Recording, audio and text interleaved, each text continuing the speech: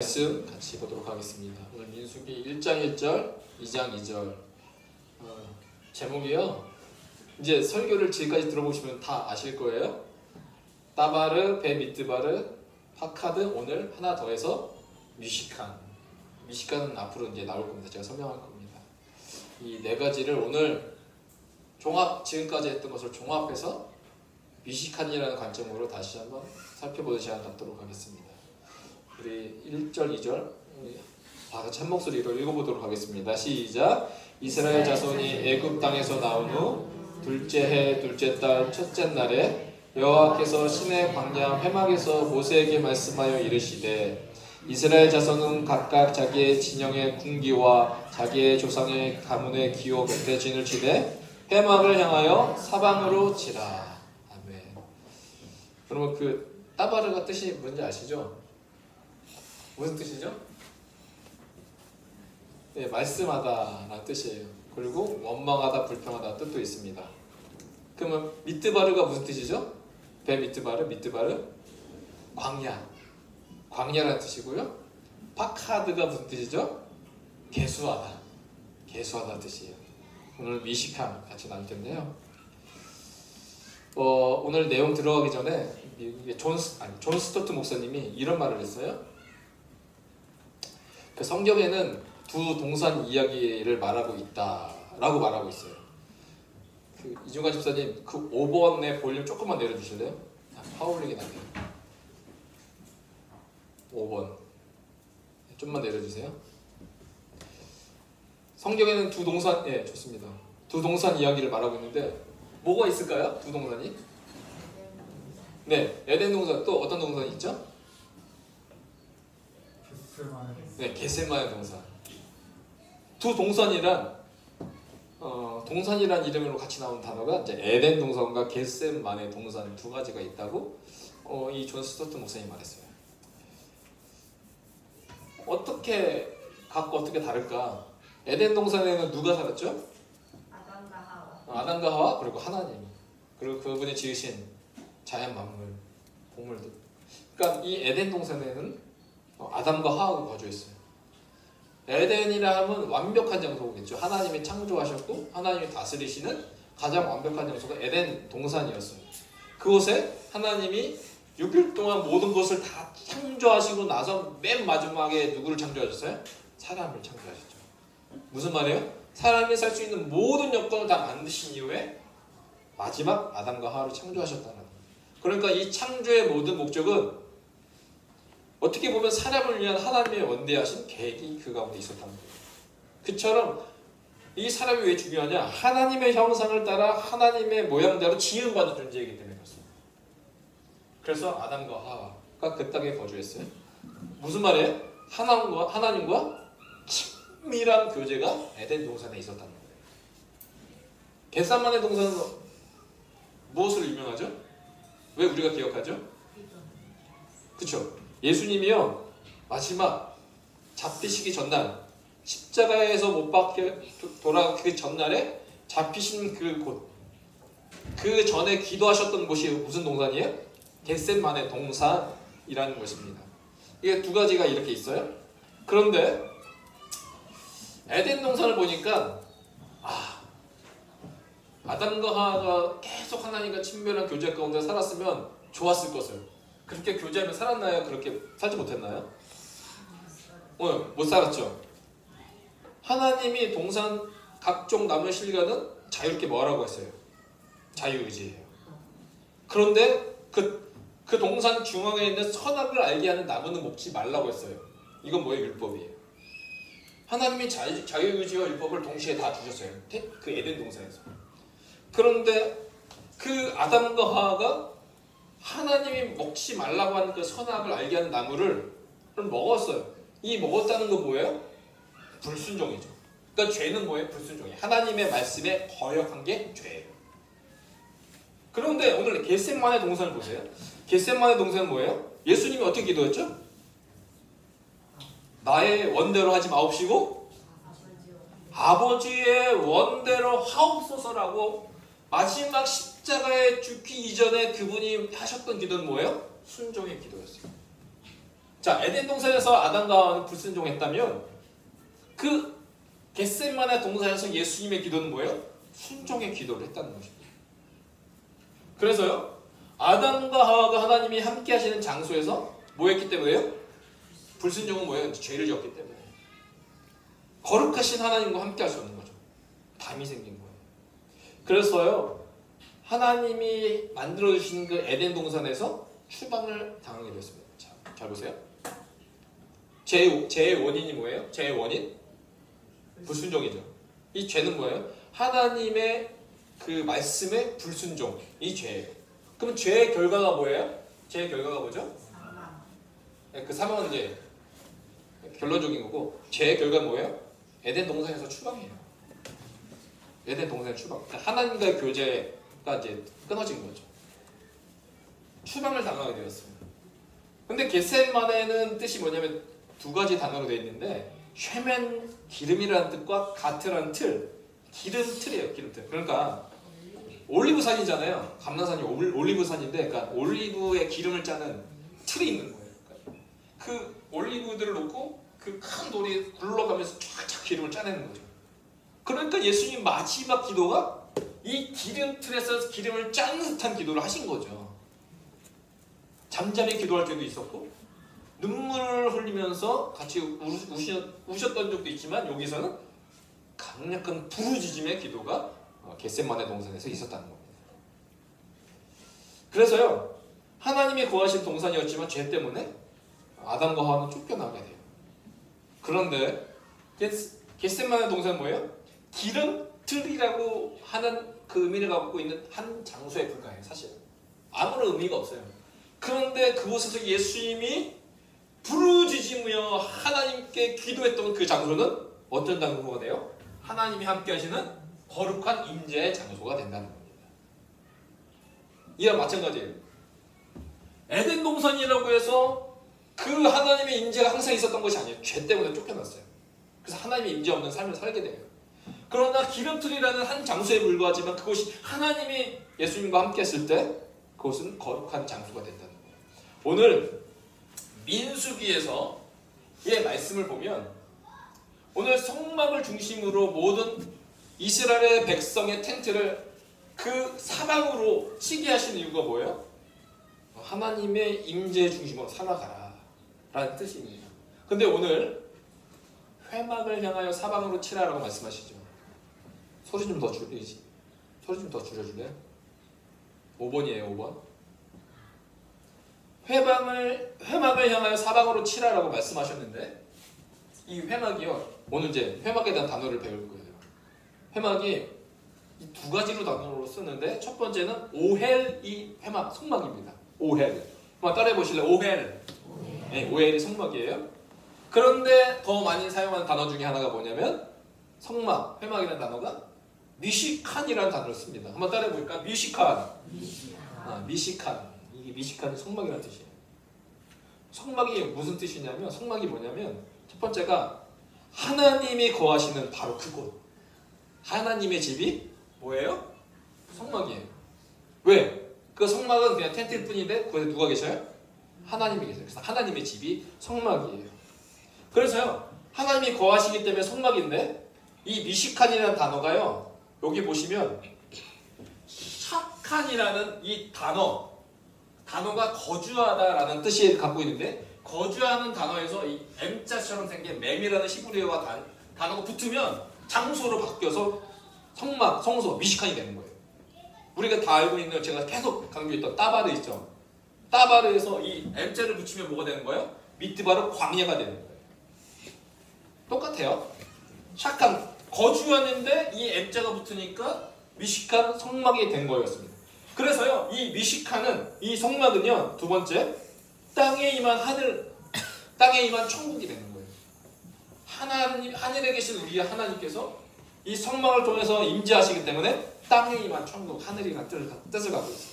세 번째로는, 그런데 이 텐트에 하나님이 떠나면, 이곳에 성막에 하나님이 떠나면, 이 성막은 뭐밖에 안 돼요? 그냥 텐트예요. 그러니까 이 텐트는 왜 중요하냐면, 하나님이 그곳에 계시기 때문에 중요한 겁니다. 그래서 샤칸, 거주하다는데 누가 거주해요? 하나님이 거주하기 때문에 그것이 거룩한 성막이 되는 겁니다. 그래서요, 오늘 이 모든 이 텐트가 각각 유다, 이스라엘, 스불론, 루벤, 시몬, 그러니까 이 12지파를 뒤에서 쫙쫙쫙 이스라엘 백성이 텐트를 치는데, 제가 말씀드렸죠. 이 텐트의 모든 입구가 성막을 향하여 짓도록 하신 이유는 바로 이 성막 안에 누가 계시기 때문에 그래요? 하나님이 계시기 때문에 그렇습니다. 그러니까 하나님의 임재를 늘 보며 살아가라 라는 것이었어요. 그래서 회막을 향하여 사방으로 치러. 왜? 그곳에 하나님이 계시기 때문에 그렇습니다. 그래서 하나님이 거주하는 바로 미시칸이 바로 성막입니다. 자, 오늘 우리가 읽었던 본문 말씀 이 두 가지인데 1장 1절과 2장 2절 계속 3주 동안 봤어요.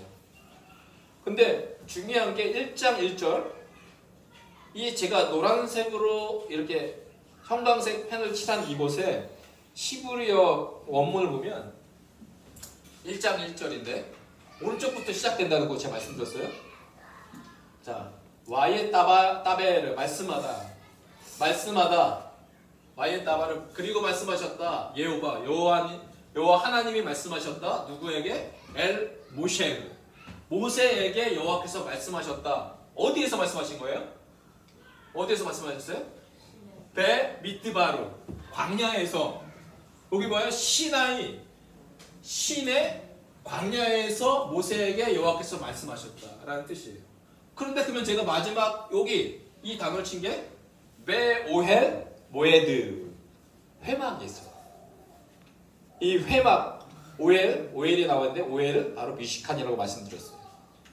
그래서요, 성막은 제가 말씀드렸지만 하나님의 집이요, 이 땅에 임한 천국이며, 그리고 하나님이 계시지 않으면 텐트에 불과할 뿐인데, 여기에 중요한 네 번째가 중요합니다. 이 네 번째가 뭐냐면, 이 성막이 뭐냐면 미시칸이라 성막이라 바로 하나님의 무슨 집이에요? 얼굴 집이에요. 우리 찬양, 이런 찬양 아세요? 주의 얼굴 구하리, 주의 얼굴 구하리. 주의 얼굴이라고 하면 그때 얼굴의 의미가 무슨 뜻이죠? 하나님의 임재, 주의 영광, 그 얼굴이에요. 그러니까 하나님의 얼굴이란 집은 바로 성막을 뜻합니다. 그래서 이 얼굴이요, 히브리어로 뭐라고 하냐면, 오늘 계속 반복할 거예요. 자, 한번 따라하세요.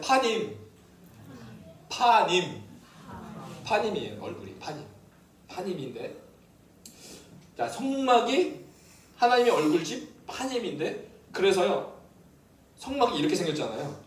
성막이 이렇게 생겼어요. 성막에 잘 보면 그 하나님의 얼굴이라는 단어 파님이랑 관련된 기구가 있어요.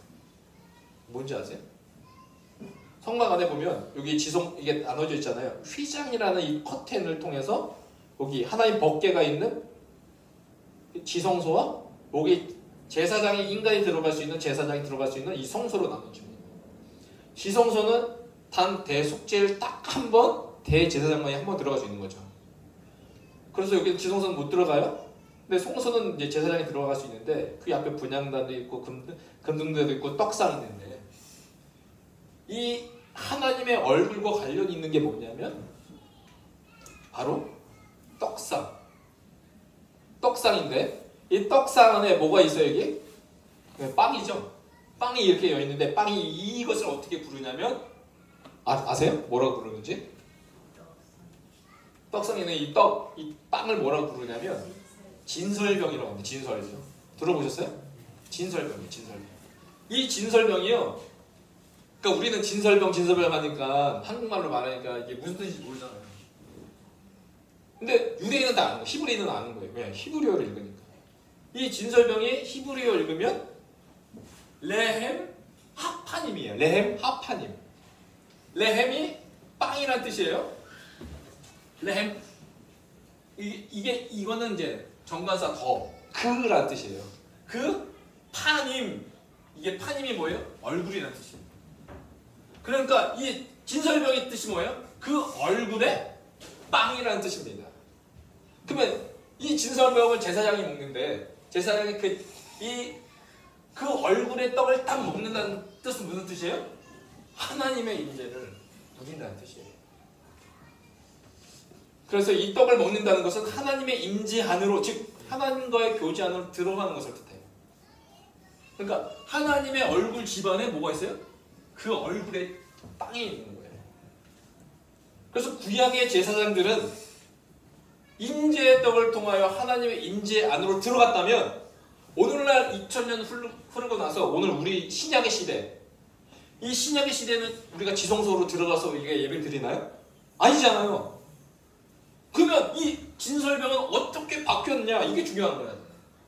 그 얼굴의 떡은 우리가 어떻게 하냐, 바로 뭐라고 신약은 어떻게 설명해요?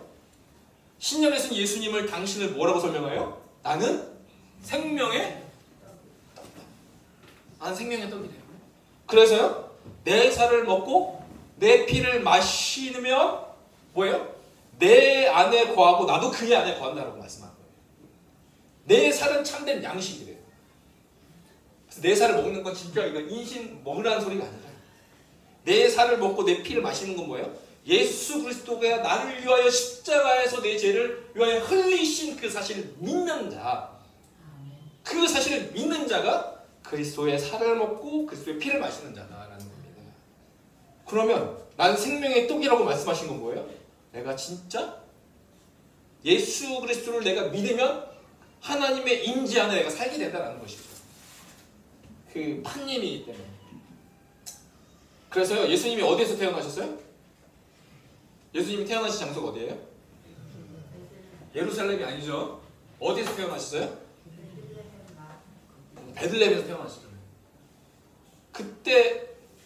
그때 로마 황제가 갑자기 인구조사한다고 사람들을 자기 호적 때문에 각각의 동네로 가잖아요. 그래서 마리아와 요셉이 어디로 가요? 베들레헴으로 가는 거잖아요. 굳이 하나님이 베들레헴 가서 낫게 하도록 하신 이유가 뭐예요? 베들레헴이 무슨 뜻이에요? 네, 베이트가, 베들이 뭐냐면 집이라는 뜻이에요. 집, 베이트. 레헴 여기 있죠. 레헴, 이게 뭐예요? 빵이라는 뜻이에요. 그럼 베들레헴의 히브리 뜻이 뭐예요? 빵집이에요. 그럼 예수님은 굳이 어디서 태어나신 거예요? 빵집에 태어나셔서 그분이 천하는 거예요. 나는 생명의 빵이다라고 설명하신 거예요. 그러니까 예수를 믿으면 영원한 하나님의 그 은혜 가운데 살게 되는 거예요. 그래서 이 하나님께서 민수기에 보면 성막 중심으로 살아가라. 성막 안에 뭐가 있어서? 진설병이 있었습니다. 그리고 또 하나님의 얼굴과 관련 있는 게 뭐냐면, 야곱이 에서 만나기 전에 야복 강가에서 씨름하잖아요. 그래서 씨름에서 싸워서 이제 그의 이름을 이스라엘이라고 말하고, 그러면서 이제 야곱이 이렇게 말합니다. 그러므로 야곱의 그곳 이름을 뭐라고 해요? 분이엘. 분이엘이라 하였으니 이는 그가 이르기를 내가 하나님과 대면하여 보았으나 내 생명이 보존되었다 함이더라 라고 말합니다. 이 분이엘이 뭐예요? 페누엘. 페누가 이게 얼굴이에요. 얼굴에 엘, 뭐예요? 엘리 라바스 박다니 그러잖아요. 엘리가 나의 하나님, 엘은 하나님이에요. 그러니까 하나님의 얼굴 이라는 뜻이에요. 그러니까 하나님은 내가 얼굴을 바치면 내가 죽지 않았다. 이처럼 이 얼굴은 뭐예요? 하나님의 임재, 하나님의 임재를 뜻하는 단어가 바로 얼굴이에요.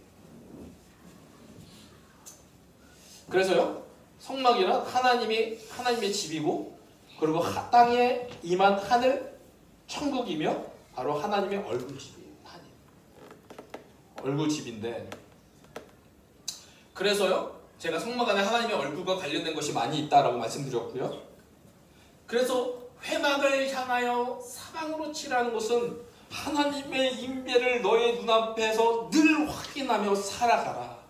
그것이 오늘 우리가 광야에 살아가는 비결이다. 우리 인생이요, 월요일부터 토요일까지 살다가 주일날 하루 하나님을 바라보는 것이 아니라, 사실 월요일부터 주일까지 늘 하나님의 임재를 바라보며 살도록 하나님이 민수를 통해서 우리한테 말씀하시는 거예요. 가장 중요한 얼굴의 단어 중에 가장 중요한 게 십계명의 제1계명이에요. 그 얼굴과 관련 있는 말씀 중에 너무 중요한 말씀인데, 출애굽기 20장 3절 우리 같이 읽어볼게요. 시작.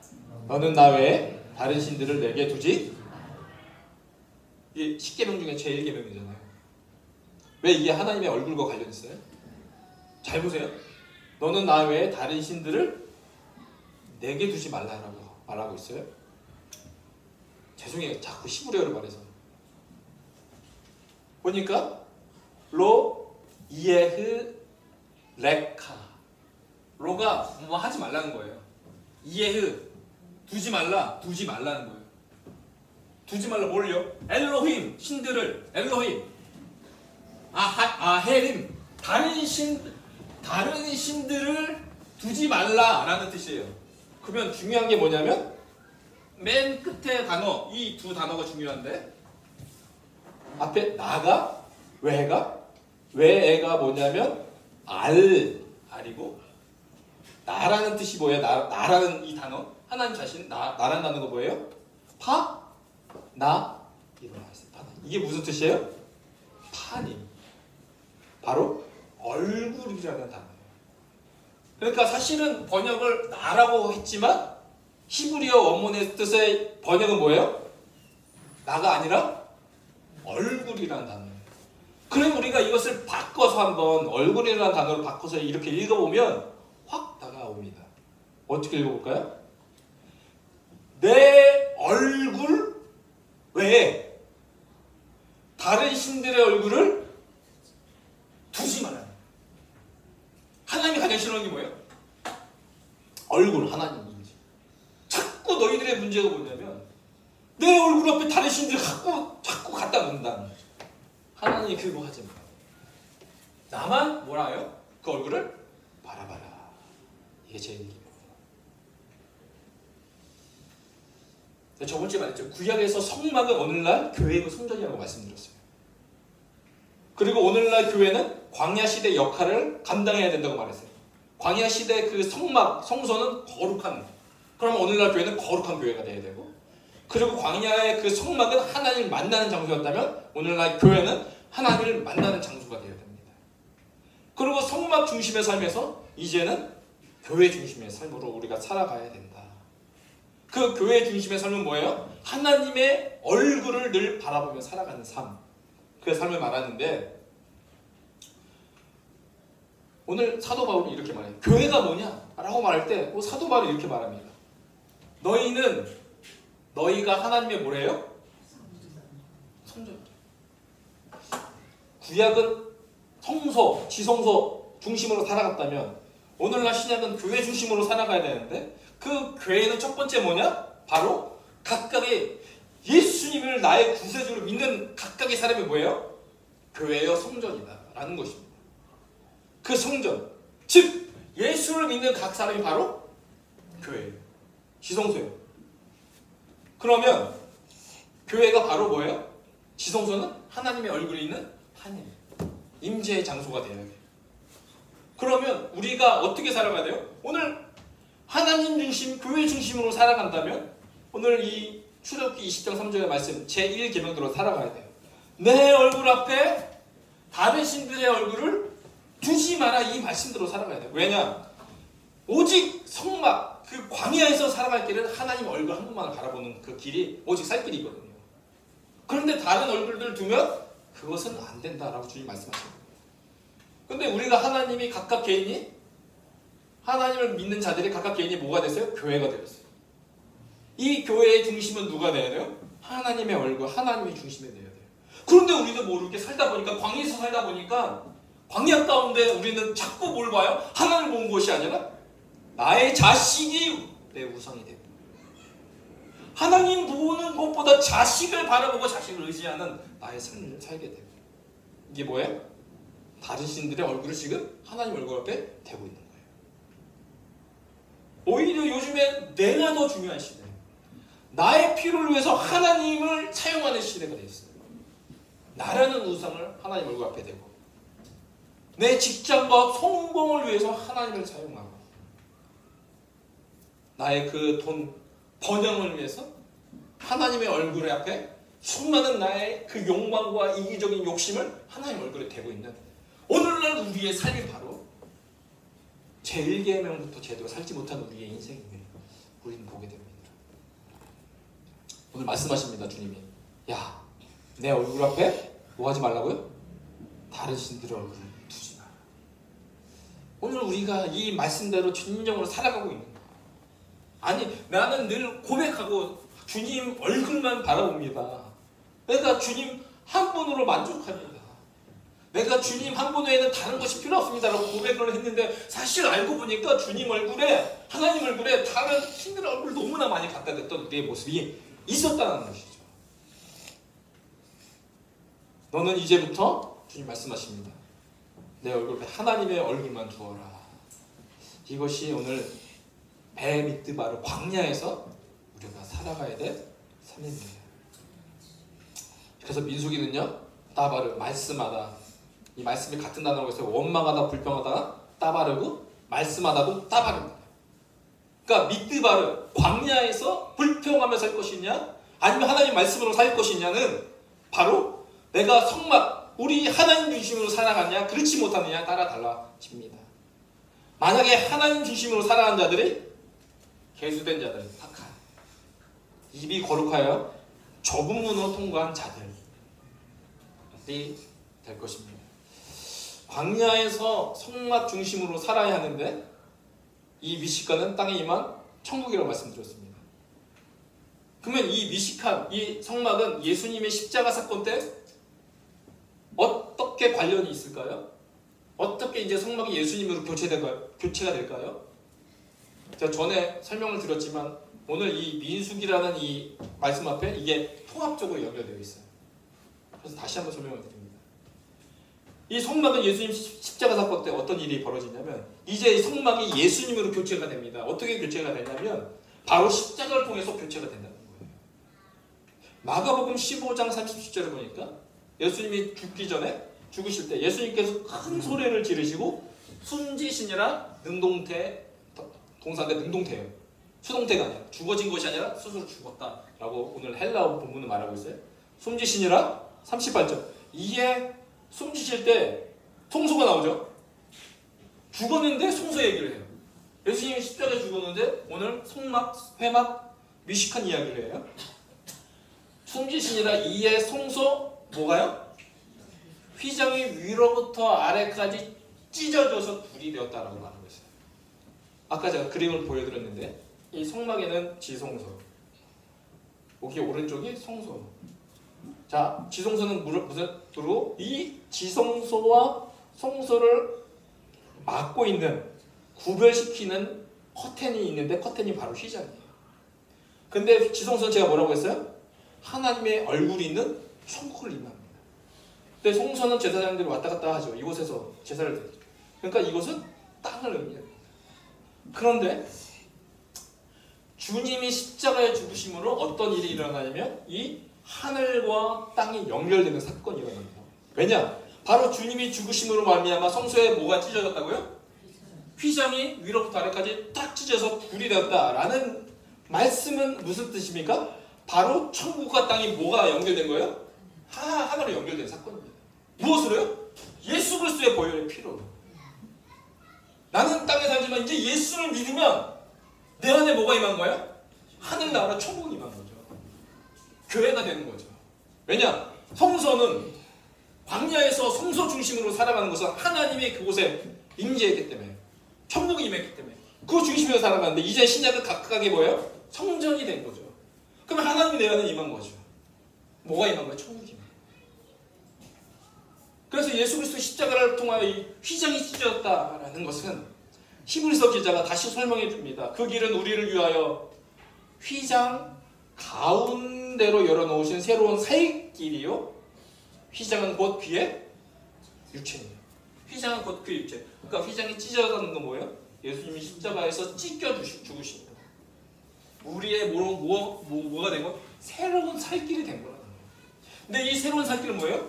각각이 내가 예수 그리스도를 믿는 자가 이제는 새로운 살 길 구원을 받아 하나님의 천국 백성으로 살아간다는, 광야에서 성막 중심으로 살아가야 합니다. 그래서요 제가 말씀을 드리죠.